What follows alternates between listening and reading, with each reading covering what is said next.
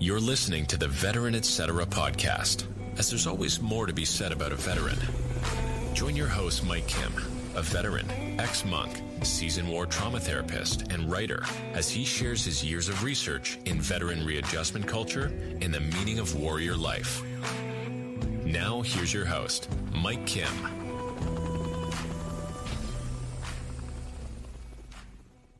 Veteran Etc. This is a show focused on veteran culture and more than just movies, books, articles, meetings tied to the veteran community, but more related to the intersubjective relationships veterans have with each other and with the rest of the world. I'm your host, Mike Kim, and on this episode of Veteran Etc., I present the audio essay, Veteran Reflects on the Act of Meditation. Meditation has been with us for thousands of years. It's not just something that was started in some cave in Asia somewhere. It goes back many, many, many years. There are many different traditions. And the way I see meditation, it's a way of either focusing or clearing the mind. That's, as a former monk and also in the military, I used meditation, not just in the monastery, but while I was experiencing military service in and out of combat. And there are just many different ways to describe meditation. I gave you my simple definition because I spent 10 years pursuing monastic life involving meditation. And I know veterans have been interested in meditation, and this is just some information tied to meditation. I don't offer any remedy or any formula. I just give you the facts that is out there regarding how meditation is described. And a great source of that would be from the Cleveland Clinic. You could check their website out and other websites that are tied to research involving meditation and wellness, meditation in regards to calming the self, I would say, with veterans, easing the anxiety, minimizing the depression, and alleviating a lot of symptoms tied to readjustment issues from the military. I suggest that anyone pursuing meditation, if they are a veteran and they're receiving any type of medical treatment, that they check in with their doctors, mental health professionals, and discuss the different approaches that work for that particular veteran regarding meditation. There are about 9 to 10 major schools of meditation. Again, there, I'm sure, are many more schools of meditation, but I will just present to you the main ones. Mindfulness meditation, spiritual meditation, focused meditation, movement meditation, mantra meditation, loving kindness meditation, visualization, and then I would add, transcendental meditation, and then what I mostly practice, contemplation as a meditative act. So if you're interested in meditation, pick out the different schools, Google the different schools that I just mentioned, and you can see what works for you. What are the different meditative practices that can help you not just experience a better quality of life, but what is the type of meditation that can empower you towards compliance within that meditative style? I've pretty much experimented with all of these meditative schools, and I'm left personally myself with contemplative meditation. And why do I do that? Why have I fallen for that school of meditation? Why have I yet appreciated this school of meditation?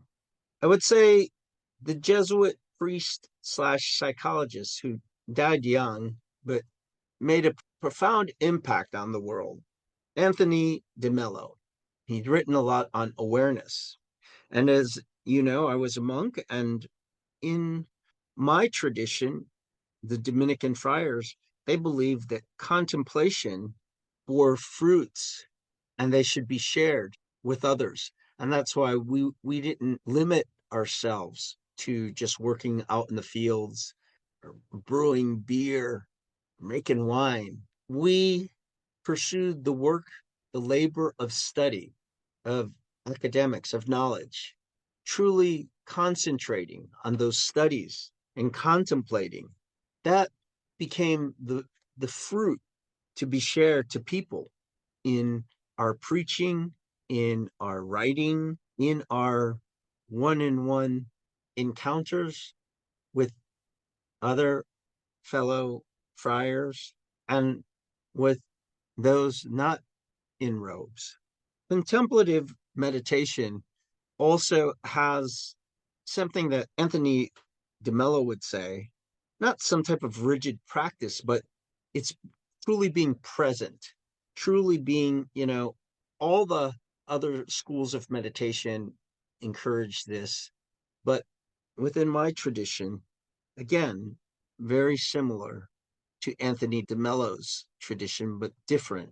I embrace the Dominican tradition and de Mello's tradition, where study is very important and thinking upon study brings to the mind is imperative. But at the same time, just truly being aware of your situation in the world, being aware of my son's immediate needs when I know of them. He was in a wrestling tournament and just started wrestling this year. And so taking the time to order him certain wrestling supplies, like a wrestling practice dummy and a mat, a wrestling mat, for his way to practice by himself when he's alone to become a better wrestler.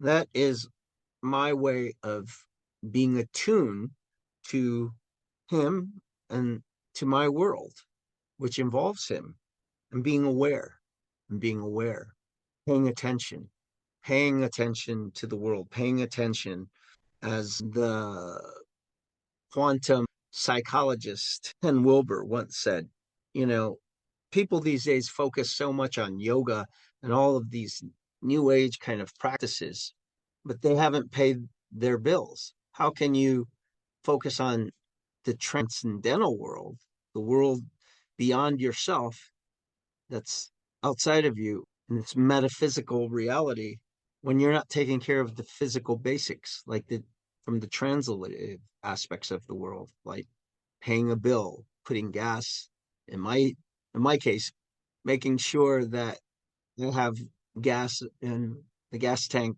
of my motorcycle. If you remember a couple of years ago when I went throughout the South and I was taking the the small roads.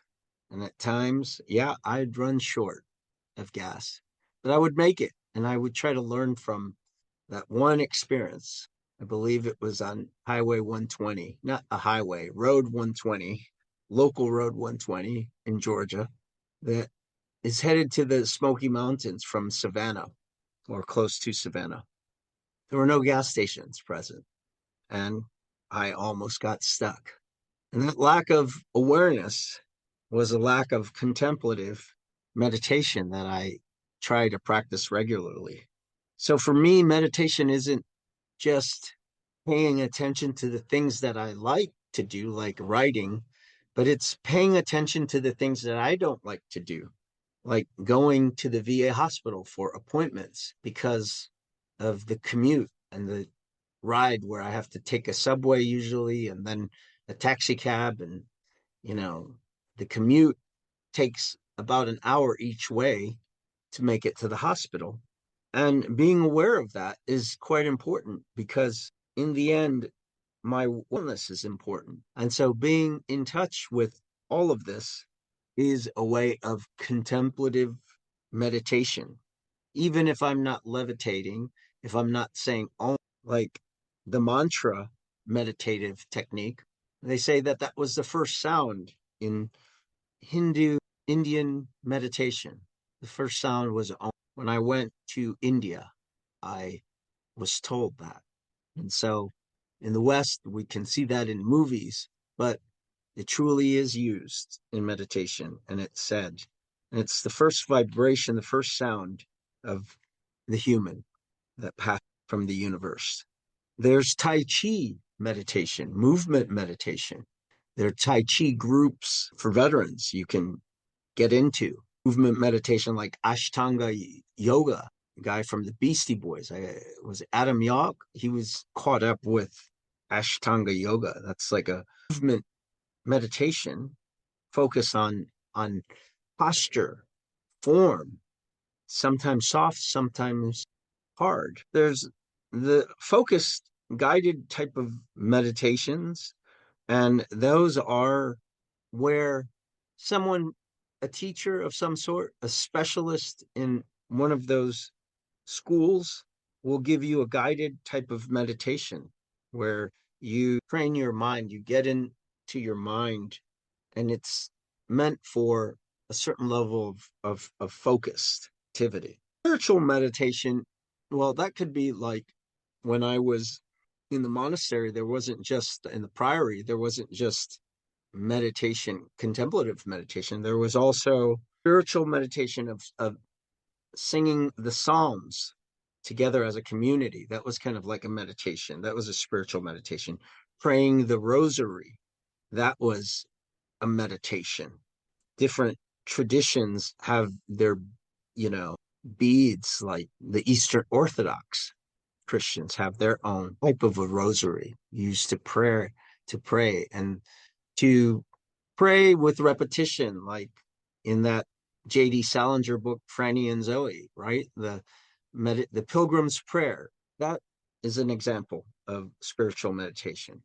And the Buddhists have the mala, where they have their beads, and the meditative prayer that I even heard in Iraq, coming from the minaret, the large spiritual tower, and the different meditative messages coming from that tower, from the call of, it's a call to prayer from the minaret. There's mindful meditation like Vipassana, and that is a type of meditation where you spend, I believe, a retreat, a 10-day retreat, and there's incredible work being done with this Vipassana. There is this mindfulness meditation that basically was even introduced into an Indian prison and showed incredible peace amongst inmates, calming down of the soul. That mantra meditation that I spoke about earlier, I was thinking about Tina Turner, and she was a part of, when she was alive, that school of Buddhism that has the chant, and that is supposed to be a form of strength. She spoke about it, and there's others. There's actually someone in a Chicago hospital doing research on type of meditation school, that type of mantra school. I believe it's the either the White Lotus School or the Diamond Lotus School of meditation. There is the one meditation that is even used at Norwich University, the Transcendental TM meditation, where the David Lynch Foundation started a program at Norwich University, the Military College of Vermont, and cadets learned and are learning TM. The Beatles made it famous with Maharishi, but there are research studies that show the benefits of TM.